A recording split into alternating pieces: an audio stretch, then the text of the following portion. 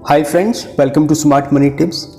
Retirement is second inning of our life और हर एक व्यक्ति की लाइफ में एक ऐसा फेज़ आता है जब उन्हें अपने काम से रिटायरमेंट लेनी पड़ती है और उस दौरान हमें अपने day to day life expenditures को पूरा करने के लिए डेफिनेटली पैसे की ज़रूरत होती है। Keeping this in mind, government of India ने 2004 में एनपीएस नेशनल पेंशन सिस्टम की शुरुआत की, जिसमें सारे सेंट्रल गवर्नमेंट एम्प्लॉयज़ के लिए एनपीएस अकाउंट मैंडेटरी कर दिया गया। 2009 में प्राइवेट सेक्टर एम्प्लॉयज़ के लिए भी एनपीएस शुरू कर दिया गया, but that was not compulsory.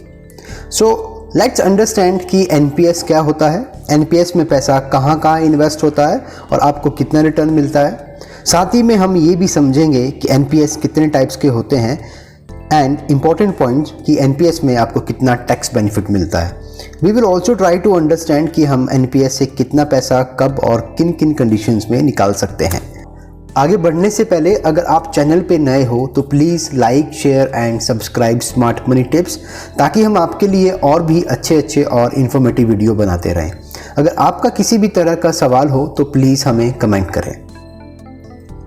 NPS government of India के द्वारा स्टार्ट किया गया एक लॉन्ग टर्म इन्वेस्टमेंट कम पेंशन प्लान है, जिसका पर्पज़ रिटायरमेंट के बाद पेंशन प्रोवाइड करना है।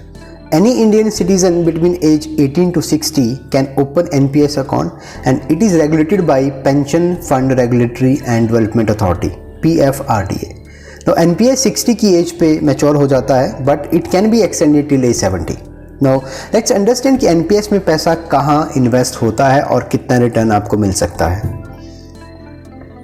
Unlike traditional investment product, NPS में investor equity, corporate debt, government securities और अल्टरनेटिव इन्वेस्टमेंट फंड्स में इन्वेस्ट कर सकते हैं।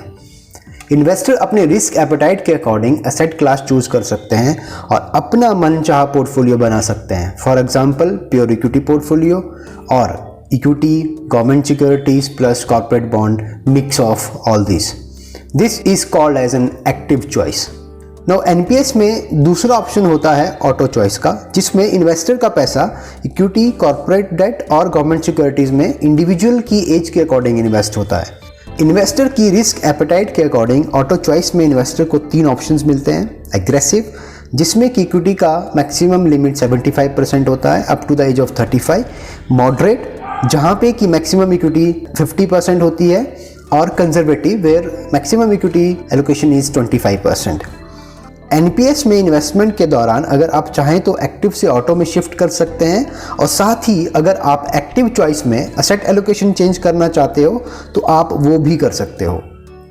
Now coming to the returns part, NPS में आप 6 से 12% का रिटर्न एक्सपेक्ट कर सकते हो according to your portfolio allocation towards equity, debt and government securities.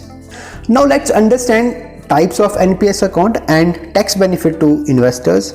We will also try to understand कि आप एनपीएस में किन किन कंडीशंस में पैसा निकाल सकते हो।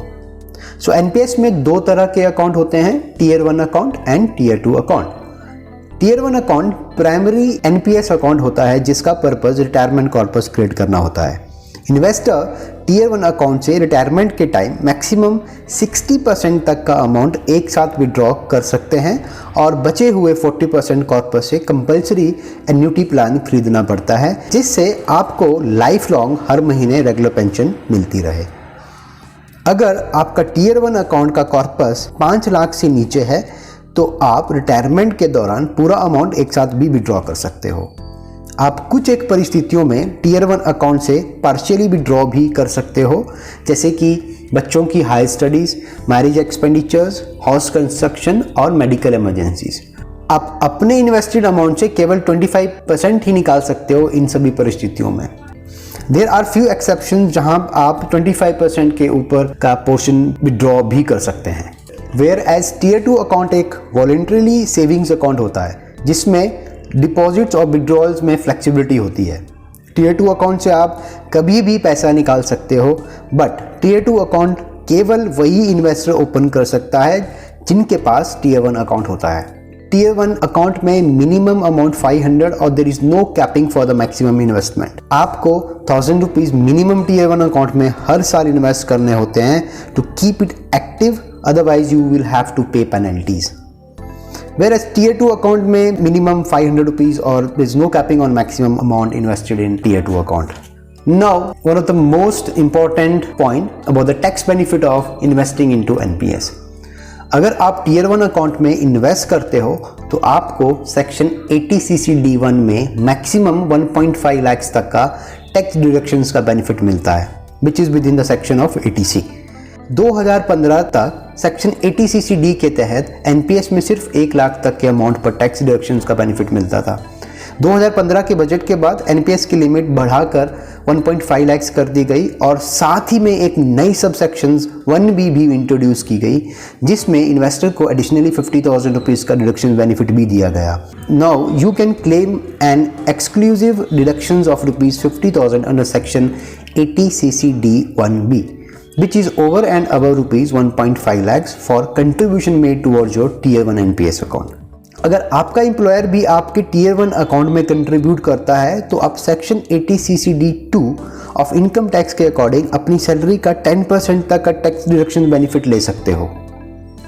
So now you can claim a deductions of 2 lakh, that is 1.5 lakh under section 80CC-D1 and 50,000 under section 80CC-D1B। Tier 2 account में आपको किसी भी तरह का टैक्स डिडक्शंस का बेनिफिट नहीं मिलता है और returns are tax according to one's tax slab. अधिकतर इन्वेस्टर्स के मन में एनपीएस को लेकर काफ़ी सवाल होते हैं, whether it is a good investment options और not, money gets lock in for so long period of time. So ऐसी सिचुएशंस में आपको क्या करना चाहिए?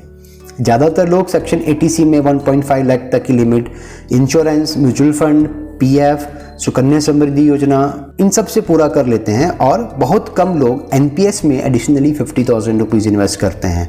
अकॉर्डिंग टू मी, अगर आप 20% या 30% टैक्स स्लैब में आते हो तो आप एनपीएस चूज करते ही उतने रिटर्न्स अपनी इन्वेस्टमेंट से जनरेट कर लेते हो। फॉर एग्जांपल, अगर आप 50,000 टीयर 1 एनपीएस में इन्वेस्ट करते हो तो आप 20% टैक्स ब्रैकेट के अकॉर्डिंग 10,000 रुपीज़ टैक्स के रूप में बचा लेते हो, और अगर आप 30% टैक्स ब्रैकेट में आते हो तो आप 15,000 रुपीज़ बचा सकते हो।